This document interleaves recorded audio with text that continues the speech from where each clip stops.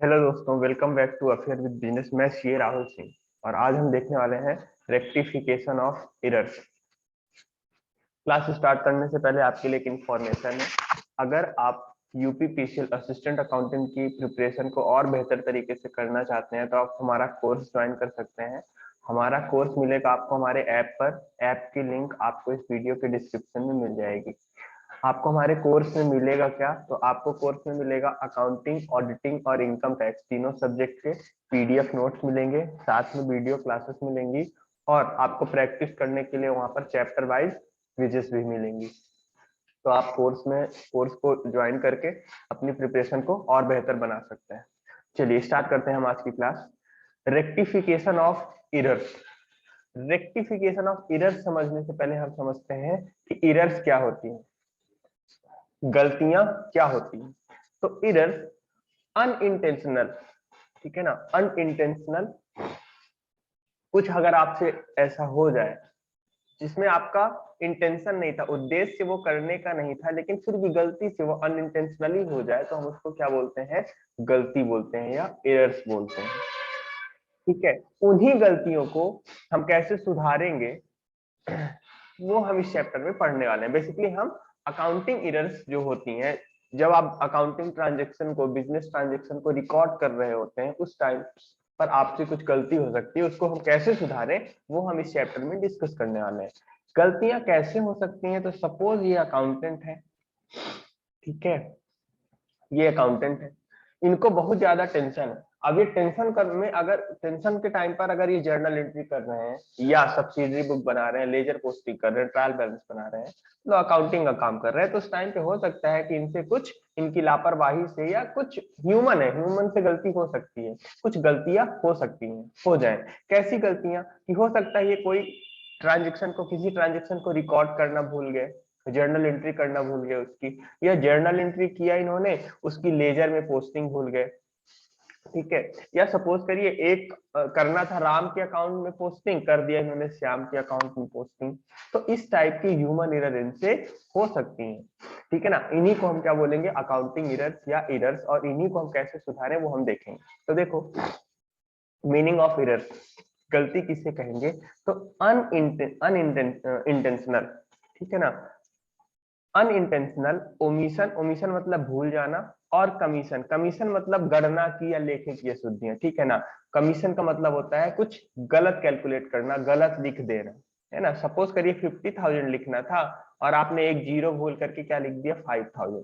ये है commission of amounts and accounts in the process of recording transactions are commonly known as error, है ना। तो unintentional भूल जाना या गलत लिख देना, गलत कैलकुलेट कर देना, कब? जब आप ट्रांजेक्शन को रिकॉर्ड कर रहे हो या प्रोसेस कर रहे हो, तो उसको हम क्या बोलते हैं? एरर बोलते हैं या गलतियां बोलते हैं, ठीक है। अच्छा, जब आप गलती कर देते हो तो अकाउंटिंग में गलतियों को पकड़ने के लिए क्या बनाया जाता है? ट्रायल बैलेंस बनाया जाता है। अगर आपको याद हो तो ट्रायल बैलेंस क्यों बनाया जाता है? तो ट्रायल बैलेंस आपकी अर्थमेटिकल एरर्स को या गणितीय शुद्धियों को पता करने के लिए क्या बनाया जाता है? Trial balance. कैसे पता चलता है ट्रायल बैलेंस में गलती? तो ट्रायल बैलेंस में दो साइड होती है, एक डेबिट और क्रेडिट। तो हमेशा ट्रायल बैलेंस का टोटल क्या होना चाहिए? इक्वल होना चाहिए, बराबर होना चाहिए। अगर ये टोटल इक्वल, ये टोटल अगर इक्वल नहीं है मतलब कुछ गलती है। अब होता क्या है कि जरूरी नहीं कि सारी गलतियां ट्रायल बैलेंस से पता चल जाए। तो कुछ गलतियां ट्रायल बैलेंस में दिख जाती हैं, कुछ गलतियों के ट्रायल बैलेंस आपका टैली नहीं होता है, एग्री नहीं होता है, तो वो गलतियों का ट्रायल बैलेंस से पता चल जाता है। बट कुछ ऐसी भी गलतियां होती हैं, आगे हम डिटेल में देखेंगे कि ऐसी कौन सी गलतियां हैं, तो उनके कारण ट्रायल बैलेंस से कोई फर्क नहीं पड़ता है और ट्रायल बैलेंस से वो गलतियों का पता नहीं चलता है। तो यही यहाँ पे दिया हुआ है, सम एरर्स मे अफेक्ट ट्रायल बैलेंस, कुछ एरर्स ट्रायल बैलेंस को अफेक्ट करती हैं और कुछ ट्रायल बैलेंस को इफेक्ट नहीं करती, may not have any impact on trial balance, है ना। तो कुछ त्रुटियां ट्रायल बैलेंस को प्रभावित करेंगी और कुछ प्रभाव नहीं डालेंगी। एरर्स के रीजन क्या हो सकते हैं, क्यों गलतियां हो सकती हैं? तो omission of recording a transaction in primary book. Primary book क्या होती है? जर्नल, है ना। ध्यान दीजिएगा, ये भी कई बार एग्जाम में पूछता है कि प्राइमरी बुक क्या है, कौन सी बुक को प्राइमरी बुक बोलते हैं? तो जर्नल को प्राइमरी बुक बोलते हैं। प्रिंसिपल बुक किसे बोलते हैं? तो लेजर को क्या बोलते हैं? प्रिंसिपल बुक बोलते हैं या मुख्य पुस्तक बोलते हैं, प्रधान वही बोलते हैं किसको, लेजर को। ठीक है। अच्छा, एक सब्सिडरी बुक ऐसी होती है जो जिसको हम सब्सिडरी बुक और प्रिंसिपल बुक दोनों बोलते हैं। किसी को पता है उसको क्या बोलते हैं? Cash book. कैश बुक ऐसी बुक होती है जो सब्सिडरी बुक भी होती है और प्रिंसिपल बुक होती है। ठीक है ना, तो ये भी याद रखेंगे, यहाँ से भी कई बार क्वेश्चन पूछ लेता है। तो आप अकाउंटेंट कुछ ट्रांजेक्शन को अगर लिखना भूल गया प्राइमरी बुक में तो इसके कारण गलती हो सकती है, रॉन्ग टोटली। ठीक है ना, मैथमेटिक्स अकाउंटेंट का कमजोर था, स्कूल में कम पढ़ा था, तो अगर उसने सपोज करिए गलत टोटल लगा दिया तो उसके कारण कुछ गलती हो सकती है। रॉन्ग बैलेंसिंग, है ना, तो जब कॉलेज में या स्कूल में बैलेंसिंग लेजर पढ़ाया जा रहा था तो अकाउंटेंट ने कम ध्यान दिया था, उसको बैलेंसिंग ठीक से करना नहीं आ रहा था लेजर को, तो गलत बैलेंस निकाल दिया, तो उसके कारण गलती हो सकती है। रॉन्ग पोस्टिंग, लेजर में पोस्टिंग गलत कर दी, डेबिट में पोस्ट करना था क्रेडिट में पोस्ट कर दिया, ए के अकाउंट में पोस्ट करना था बी के अकाउंट में पोस्ट कर दिया, तो रॉन्ग पोस्टिंग के कारण एरर हो सकती है, गलती हो सकती है। Wrong carry forward, wrong carry forward का मतलब होता है जब आप टोटल को आगे ले जा रहे होते हैं नेक्स्ट ईयर में या नेक्स्ट पेज में, तो सपोज करिए कि आपको ले जाना था 1 लाख रुपीस, आप गलती से एक जीरो कम कर दिए, 10,000 रुपए कैरी फॉरवर्ड किए आगे। कैरी फॉरवर्ड का मतलब होता है टोटल को आगे ले जाना, है ना, नेक्स्ट पेज में या नेक्स्ट ईयर में, नेक्स्ट मंथ में।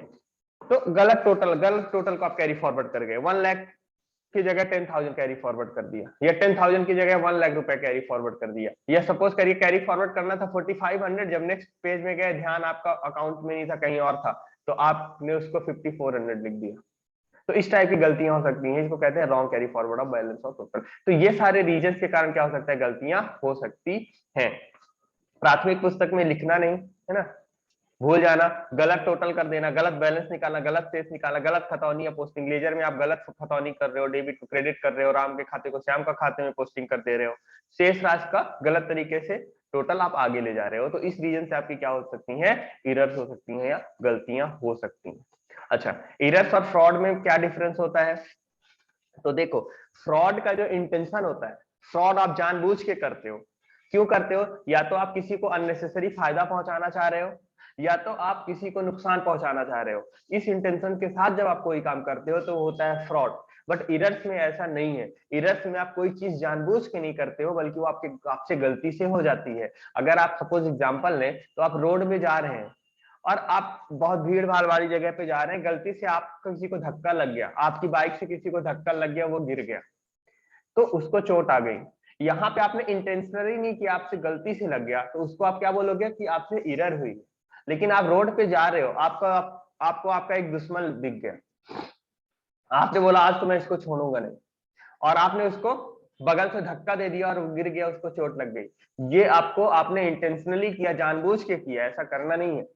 अगर आपने जानबूझ के किया है तो उसको आप फ्रॉड की तरह ट्रीट करेंगे। तो ऐसे ही अकाउंटिंग में भी होता है, अगर आप किसी ग्रुप को, किसी पर्टिकुलर पर्सन को फायदा पहुंचाने के लिए या किसी को नुकसान पहुंचाने के लिए कोई काम कर रहे हो तो वो आपका फ्रॉड में आएगा। और अगर अनइंटेंशनली गलती से कहीं लापरवाही होगी, आपका उतना ध्यान नहीं था, ठीक है ना, आप स्ट्रेस में थे, प्रेशर में थे, तो कोई चीज छूट गई, ठीक है ना, कहीं टोटल गलत लग गया, कहीं डेबिट का क्रेडिट हो गया, तो वहां पे आपका उद्देश्य गलत करना नहीं था, इंटेंशन गलत करना नहीं था, लेकिन वो गलती हो गई, तो उसको आप क्या बोलते हो, एरर्स बोलते हो। ठीक है, तो ये बेसिक थोड़ा सा डिफरेंस होता है फ्रॉड एंड एरर्स में। मेन डिफरेंस होता है इंटेंशन का, आपके इरादे का। इरादतन आपने किया वो फ्रॉड है, गैर इरादतन किया, गलती से हो गया, वो क्या है, एरर है। क्लासिफिकेशन ऑफ एरर देखते हैं कि गलतियां कितने तरह की होती हैं। तो मेनली आप दो तरह से इसको क्लासिफाई कर सकते हो। पहली है एरर ऑफ क्लरिकल एरर और एरर ऑफ प्रिंसिपल। पहले अपन देखते हैं error of principle. Error of principle क्या होता है? तो जब अकाउंटिंग के रूल्स रेगुलेशंस को, जो रूल्स बने हुए हैं अकाउंटिंग में, उनको, अकाउंटिंग अजम्पशंस को, अकाउंटिंग क्लासिफिकेशंस को ध्यान में ना रखते हुए कोई गलती कर दी जाए तो उसको बोलते हैं एरर ऑफ प्रिंसिपल, है ना। सपोज करिए अकाउंटेंट को अकाउंटिंग कम आ रही थी, उसको नहीं पता था किसको डेबिट करते हैं, एक पर्टिकुलर ट्रांजेक्शन में किस चीज को डेबिट किया जाएगा, किसको क्रेडिट किया जाएगा। उसको नहीं पता था कि कैपिटल एक्सपेंडिचर क्या होता है, रेवेन्यू एक्सपेंडिचर क्या होता है। उसको नहीं पता था कि कौन से चीज को एज ए एक्सपेंस बुक करते हैं और कौन सी चीज को कैपिटलाइज कर देते हैं। तो इस टाइप की जब वो गलती कर देता है तो उसको क्या बोलते हैं कि एरर ऑफ प्रिंसिपल या सैद्धांतिक अशुद्धियां। ये कहा जाता है कि उसकी अकाउंटिंग प्रिंसिपल कमजोर थे, उसके अकाउंटिंग का जो नॉलेज था वो कमजोर था, और इस वजह से अगर कोई गलती हो गई that is called error of principle. For example, capital को रेवेन्यू ट्रीट कर देना एंड वाइस वर्सा। मतलब है वो कैपिटल एक्सपेंडिचर बट उसको आपने रेवेन्यू में ट्रीट कर दिया, या वो है रेवेन्यू लेकिन उसको आपने कैपिटल में ट्रीट कर दिया। कोई कैपिटल रिसीट है उसको आपने as a revenue receipt treat कर लिया और उसकी अकाउंटिंग कर दी। तो इस टाइप की गलतियां क्या हो जाएंगी, आपकी एरर ऑफ प्रिंसिपल होंगी। ठीक है ना, एग्जाम्पल से समझते हैं। फॉर एग्जाम्पल, आपने एक मशीन खरीदी, ठीक है, और मशीन को फैक्ट्री तक लाने में या घर तक लाने में आपने फ्रेट पे किया, भाड़ा दिया। ठीक, अब अगर आपको थोड़ा सा भी आइडिया है तो जो मशीन को फैक्ट्री तक या घर तक लाने के लिए खर्चा किया जाता है, या मशीन को फर्स्ट टाइम यूज में लाने से पहले जितने सारे खर्चे किए जाते हैं उन सबको हम कैपिटलाइज करते हैं, या बहुत साधारण शब्दों में कहूं तो उसको आप मशीन की लागत में जोड़ कर दिखाते हैं।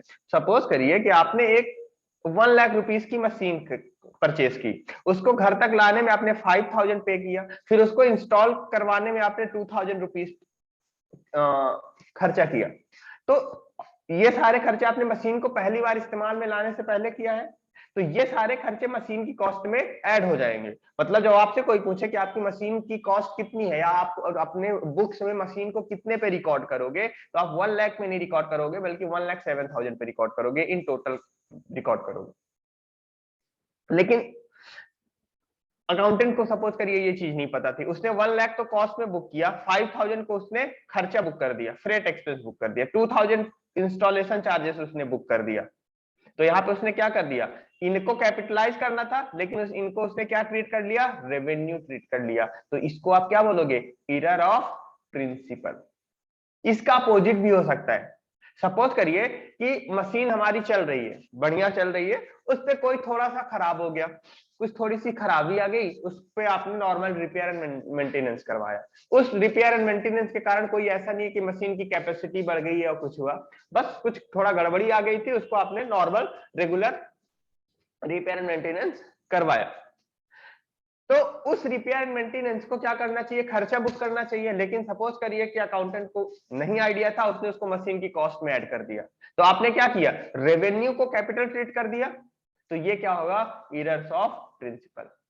सपोज करिए आप फर्नीचर खरीद कर लाए और फर्नीचर को आपने खर्चे में बुक कर दिया, तो ये क्या हो गया, एरर ऑफ प्रिंसिपल। फर्नीचर तो कैपिटलाइज होना चाहिए, एज फर्नीचर बुक होना चाहिए, एसेट में बैलेंस शीट में आना चाहिए, बट अगर आप खर्चा बुक कर दिया मतलब आपने रेवेन्यू ट्रीट करके उसको प्रॉफिट एंड लॉस अकाउंट में चार्ज कर दिया, तो ये क्या हो जाएगी, एरर ऑफ प्रिंसिपल या सैद्धांतिक अशुद्धियां, सिद्धांत की अशुद्धियां। अकाउंटिंग सिद्धांत, अकाउंटिंग प्रिंसिपल कमजोर थे, उस वजह से कोई गलती हो गई, तो आपकी क्या है, एरर ऑफ प्रिंसिपल। क्लियर है। चलिए अब देखते हैं क्लैरिकल एरर। क्लैरिकल एरर का मतलब होता है कि अकाउंटेंट की लापरवाही के कारण, उसको सब कुछ आता था, उसको उसके अकाउंटिंग कॉन्सेप्ट अच्छे से सब कुछ बेहतर था, बट उसकी कुछ लापरवाहियों के कारण, ठीक है, ध्यान नहीं दिया, तो कुछ गलती अगर हो जाए तो उसको आप क्या बोलते हो, क्लैरिकल एरर्स बोलते हैं। For example error of omission. Error of omission का मतलब होता है भूल चूक की अशुद्धियां। आप कोई चीज अगर लिखना भूल जाते हो, रिकॉर्ड करना भूल जाते हो, या पोस्टिंग करना भूल जाते हो, तो उसको क्या कहते हैं हम, एरर ऑफ ओमिशन। ये दो तरह से हो सकता है, एक कंप्लीट ओमिशन हो सकता है और एक पार्शियल ओमिशन हो सकता है। कंप्लीट ओमिशन क्या है कि सपोज करिए कि राम से आपको पैसा मिला, तो उसकी एंट्री क्या होनी चाहिए थी, सॉरी, पैसा मिला तो एंट्री होनी चाहिए थी कैश अकाउंट डेबिट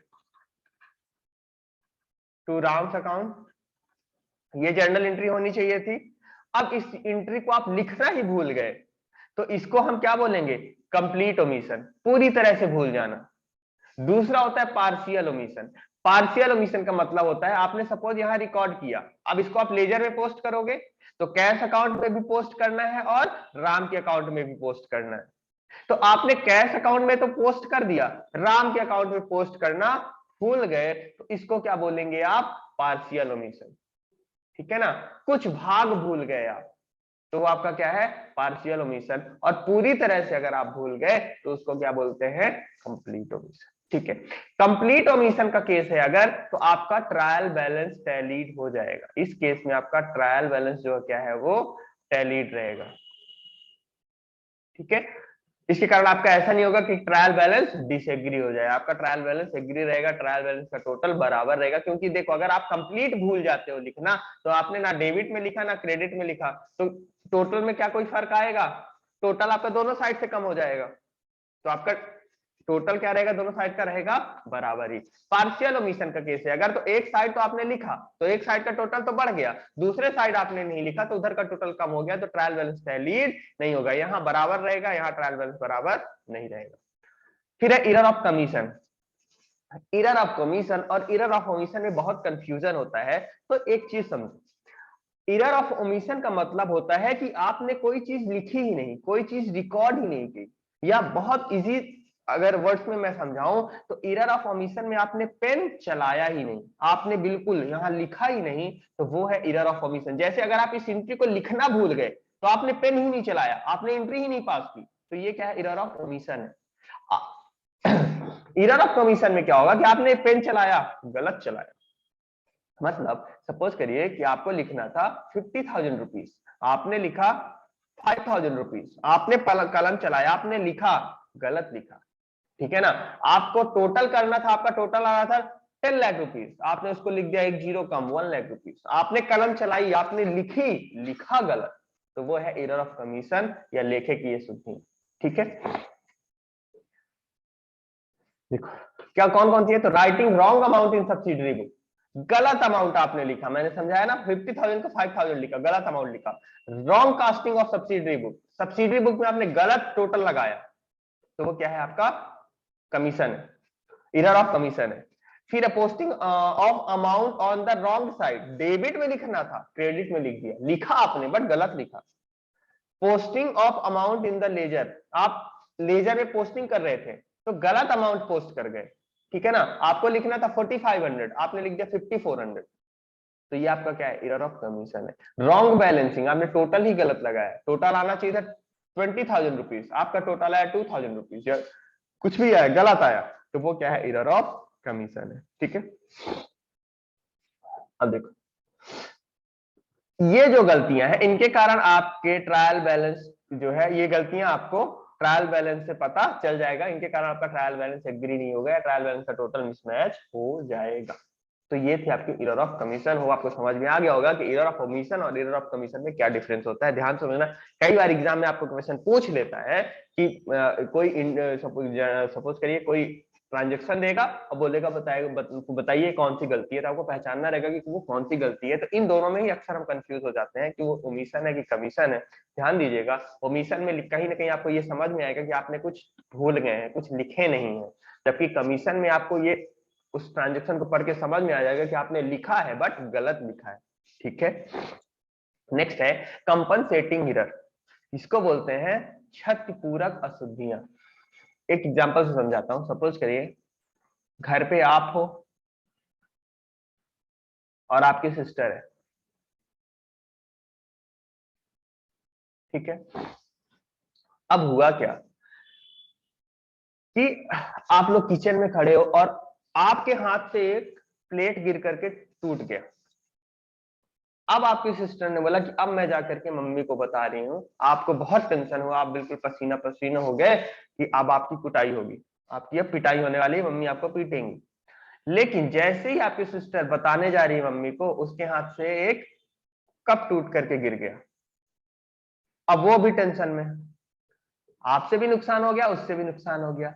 तो आप दोनों ने आपस में समझौता किया कि ना तू मेरी गलती बताएगी ना मैं तेरी गलती बताऊंगा। आपने एक दूसरे से समझौता कर लिया कि तू मेरी गलती मत बताना, मैं तेरी गलती नहीं बताऊंगा, है ना। तो यहां पे क्या हुआ कि एक गलती ने दूसरी गलती को ढक लिया, या दूसरी गलती के प्रभाव को खत्म कर दिया, इफेक्ट को खत्म कर दिया था। आपकी जो पिटाई होने वाली थी आपकी सिस्टर की गलती ने उसको नलिफाइड कर दिया, आपकी पिटाई को रोक दिया, पिटाई को खत्म कर दिया। तो अकाउंटिंग में क्या होता है, तो इन जो ये आपस में गलतियां क्या होंगी, कंपनसेटिंग एरर होंगी। अब अगर इसको अकाउंटिंग पॉइंट ऑफ व्यू से समझें, तो जब एक गलती दूसरी गलती के इफेक्ट को खत्म कर दे, उसके इफेक्ट को नील कर दे, जीरो कर दे, नलीफाइड कर दे, तो उन दोनों गलतियों को आपस में क्या बोला जाता है कि ये क्या है, कंपनसेटिंग एरर है। एग्जांपल देखिए, सपोज करिए कि इसी को एग्जांपल लेते हैं। अब इसमें आपको राम के अकाउंट को क्या करना था, क्रेडिट करना था। सपोज करिए अमाउंट लेते हैं अपन 1000 रुपीज, राम के अकाउंट को आपको कितने से क्रेडिट करना था, 1000 रुपीज से, ठीक है ना। अब सपोज करिए एक और ट्रांजेक्शन किया, आपने गुड्स खरीदा 1000 रुपीज का, उसमें आप परचेस में 1000 रुपए लिखना भूल गए, तो परचेस डेबिट होना था और आप परचेस को भी डेबिट करना कितने से भूल गए, 1000 रुपीज से। तो अब होगा क्या, यहां पे क्रेडिट का टोटल भी 1000 से कम आएगा और डेबिट का टोटल भी 1000 रुपीज से कम आएगा। तो क्या हुआ यहाँ पे कि यहाँ पे एक गलती को दूसरी गलती ने क्या कर लिया, इसके इफेक्ट को खत्म कर दिया, इस क्रेडिट वाले इफेक्ट को डेबिट वाले इफेक्ट ने भी कम करके खत्म कर दिया। इसके कारण क्या होगा, ट्रायल बैलेंस में डेबिट का भी टोटल, सॉरी क्रेडिट का भी टोटल 1000 से कम आएगा और डेबिट का भी टोटल 1000 रुपीज से कम आएगा। तो ये गलतियां आपस में क्या हो गई, ये इन गलतियों को हम क्या बोलेंगे, कंपनसेटिंग एरर, ठीक है ना। सपोज करिए आपको, आपने राम को 5000 रुपीज का पेमेंट किया, उसको रिकॉर्ड करना भूल गए, ठीक है ना। या सपोज करिए राम के खाते में आप रिकॉर्ड करना भूल गए और आपको सपोज करिए श्याम से 5000 रुपए मिले भी, तो श्याम के खाते में लिखना भूल गए, तो यहां पे भी क्या होगा, एक डेबिट ने दूसरे डेबिट के इफेक्ट को, दूसरे क्रेडिट के इफेक्ट को खत्म कर दिया। तो इसको बोलते हैं हम क्या, कंपनसेटिंग एरर। कंपनसेटिंग एरर के कारण ध्यान रखिएगा ट्रायल बैलेंस के टोटल हमेशा बराबर होगा। ये गलतियां ट्रायल बैलेंस से रिफ्लेक्ट नहीं होती हैं या इनके कारण ट्रायल बैलेंस डिसएग्री नहीं होता है, बल्कि क्या रहता है, एग्रीड रहता है, टैलीड रहता है, क्योंकि एक गलती दूसरे गलती के इफेक्ट को खत्म कर दे रही है। तो ट्रायल बैलेंस क्या, ट्रायल बैलेंस का जो टोटल है दोनों साइड का वो बराबर ही रहेगा, ठीक है। चलिए, मैंने सारे आपको एरर्स को डिस्कस कर दिया है, अब उन्हीं को हम नीचे पढ़ लेते हैं। एरर ऑफ प्रिंसिपल, सैद्धांतिक अशुद्धियां, सिद्धांत की अशुद्धियां। तो when a transaction is recorded in contravention of accounting principle, जब कोई ट्रांजैक्शन अकाउंटिंग प्रिंसिपल के, अकाउंटिंग रूल्स के, सिद्धांतों के को कॉन्ट्रावीन करके, एक सेकंड,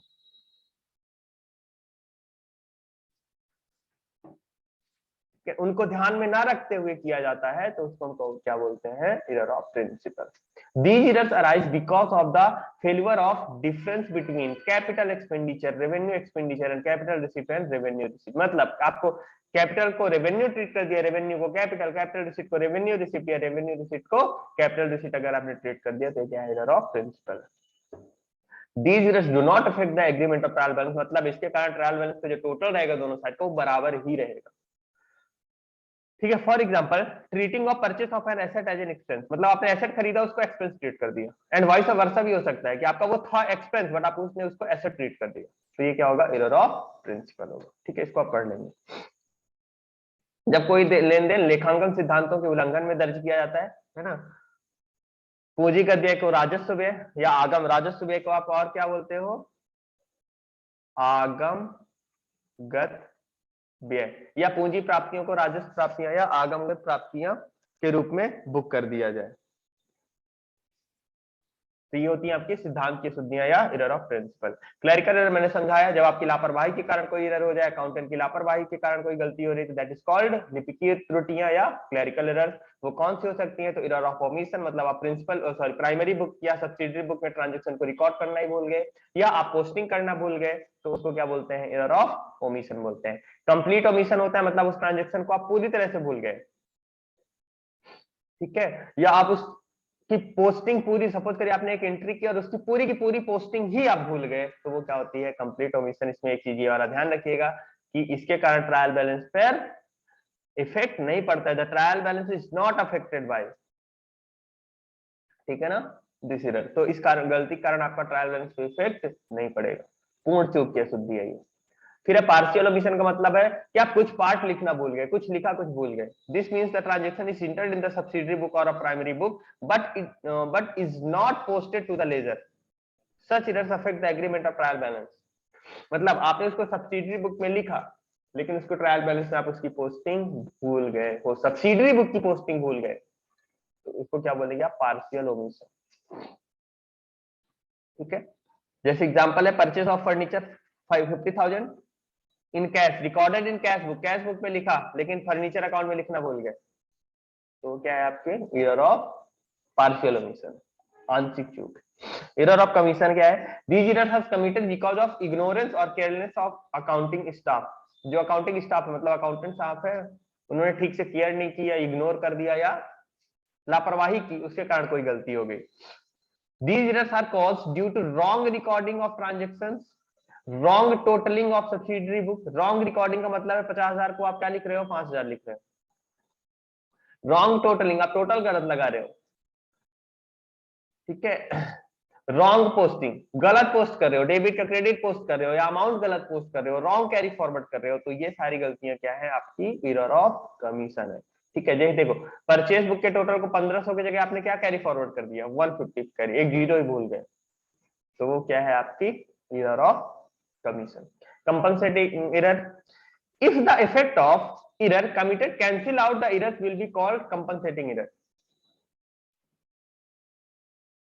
जो गलती हुई है अगर उसका इफेक्ट क्या हो जा रहा है, कैंसिल आउट हो जा रहा है, खत्म हो जा रहा है, समाप्त हो जा रहा है, नलिफाइड हो जा रहा है, नील हो जा रहा है, तो इसको क्या बोलोगे, कंपनसेटिंग एरर। मैं ऑलरेडी समझा चुका हूं आपको, ठीक है ना। In a compensating error two और more errors committed such a way that the net effect of these errors is nil. दोनों का नेट इफेक्ट क्या हो रहा है, नील हो रहा है ना। सपोज करिए किसी गलती के कारण डेबिट का टोटल बढ़ रहा है या घट रहा है, तो दूसरी एरर के कारण क्रेडिट का टोटल या तो बढ़ रहा है या घट रहा है, तो क्या हो जाएगा, ये आपस में हो जाएगी कंपनसेटिंग एरर, यही यहाँ लिखा हुआ है। ठीक है, the trial balance will agree, ध्यान रखिएगा कि इसके कारण ट्रायल बैलेंस पे कोई टोटल में फर्क नहीं पड़ता है। ये है आपकी क्या, क्षतिपूरक अशुद्धियां। फिर आप इरर्स को दो तरह से और कैटेगराइज कर सकते हैं। एक वो इरर जो ट्रायल बैलेंस के टोटल को इफेक्ट कर देंगी, मतलब ट्रायल बैलेंस के कारण आपका एग्री नहीं होगा, जिससे हम क्या बोलेंगे, errors disclose by trial balance. और दूसरा होता है errors not disclose by trial balance, जिसके कारण मतलब आपके ट्रायल बैलेंस के जो टोटल है वो बराबर ही रहेंगे। तो इसको आप पढ़ लेंगे, वैसे मैंने ऊपर आपको सारी चीजें समझा दी हैं, तो आपको क्लियर हो जाएगा कि कौन से एरर के कारण आपका ट्रायल बैलेंस का टोटल पे कोई फर्क नहीं पड़ेगा और कौन से एरर के कारण आपका टोटल का फर्क पड़ जाएगा। जनरली होता क्या है कि ऐसी एरर जिनके दो इफेक्ट हो, मतलब वो डेबिट को भी रॉन्ग कर रही हो, क्रेडिट को भी रॉन्ग कर रही हो, तो उनका वो ट्रायल बैलेंस डिस्क्लोज नहीं होती है। जैसे कंप्लीट ओमिशन, तो कंप्लीट ओमिशन में आप डेबिट में भी लिखना भूल रहे हो, क्रेडिट में भी लिखना भूल रहे हो, तो इसके कारण ये एरर ट्रायल बैलेंस डिस्क्लोज नहीं होगी, है ना। या आप सपोज करिए किसी जर्नल एंट्री की पोस्टिंग भूल जा रहे हो, तो आप डेबिट में भी पोस्टिंग भूल रहे हो, क्रेडिट में भी पोस्टिंग भूल रहे हो, तो इसके कारण भी आपका क्या होगा, ये ट्रायल बैलेंस डिस्क्लोज नहीं होगी। फिर जैसे सपोज करिए कि आपने किसी सब्सिडियरी बुक का टोटल गलत लगाया, आपने परचेज बुक का टोटल गलत लगाया, तो आपका ये केवल परचेज अकाउंट को इफेक्ट करेगा, मतलब एक ही अकाउंट को इफेक्ट कर रहा है, तो ये क्या हो जाएगी, ये ट्रायल बैलेंस से डिस्क्लोज हो जाएगी, है ना। तो जब आपके पास ऐसा क्वेश्चन आएगा तो आप उसको ध्यान से ये समझोगे कि उसका इफेक्ट क्या हो रहा है। सपोज करिए आपसे क्वेश्चन ने पूछा कि सेल्स बुक का टोटल कम लगाया गया, तो आप ध्यान से सोचोगे कि सेल्स बुक का इफेक्ट क्या होता है। सेल्स बुक का इफेक्ट होता है मतलब कि ये सेल्स क्रेडिट होती है, इसका मतलब क्रेडिट साइड का टोटल कम हो रहा है, और सेल्स बुक बस में गलती है, मतलब कहीं और इसका इफेक्ट नहीं जा रहा है, तो इसका मतलब ये हुआ कि हमारा ट्रायल बैलेंस में क्रेडिट साइड का टोटल कम आएगा, तो ये एरर ट्रायल बैलेंस में डिस्क्लोज हो जाएगी, ठीक है ना। तो आप ऐसे याद कर रख लोगे समझ करके कि कौन सी एरर जो है वो ट्रायल बैलेंस से डिस्क्लोज हो रही है, कौन सी ट्रायल बैलेंस से डिस्क्लोज नहीं हो रही, कौन सी एरर का पता हमें ट्रायल बैलेंस से लग रहा है और कौन सी एरर का ट्रायल बैलेंस से पता नहीं लग रहा है। आज हमने जो इस लेक्चर में देखा है basic of trial balance, sorry basic of rectification of error, जिसमें हमने देख लिया कि एरर क्या होती है, कितने टाइप की होती है, कौन सी ट्रायल बैलेंस डिस्क्लोज होती है, कौन सी नहीं होती है। नेक्स्ट पार्ट में हम देखेंगे रेक्टिफिकेशन ऑफ एरर्स, मतलब इन गलतियों को हम सुधारें कैसे। अभी तक तो हमने देख लिया कि गलती क्या है, गलती कौन कौन सी होती है, बट अब उन गलतियों को हम सुधारें कैसे उसको हम देखेंगे अपने नेक्स्ट पार्ट में। तो आज के लिए इतना ही, थैंक यू सो मच।